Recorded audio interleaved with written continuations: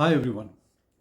India has again reported excellent GDP numbers at 8.2% growth for Q2 financial year 26.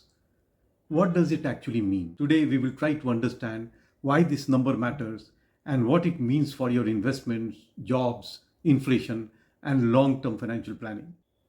What actually happened? According to official data, growth is highest in 6 quarters. Manufacturing grew at 9.1%, services and financials, real estate, professional services at 10.2%, construction at 7.2%, and private consumption is up by 7.9%. The key question is, why did this happen? There was boost from manufacturing, infrastructure, strong services demand, GST rate cuts, and festive demand, all combined despite global headwinds like US tariff. Now, what it means for investors and common people. For equity investors, sectors like manufacturing, infra, banking, real estate could benefit.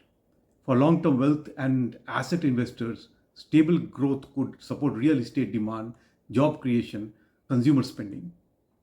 For our ordinary citizens, there will be more job opportunities, income growth, better consumption potentials. But is there an ambiguity? Beware, global trade headwinds, US tariff, inflation risks, export pressure.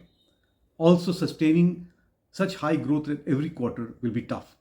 So, if you invest sensibly and think long term, this could be the favorable environment for you. Share your thoughts in the comment section. Which sector do you think will benefit most? Subscribe for more macro and investment analysis. Thank you very much.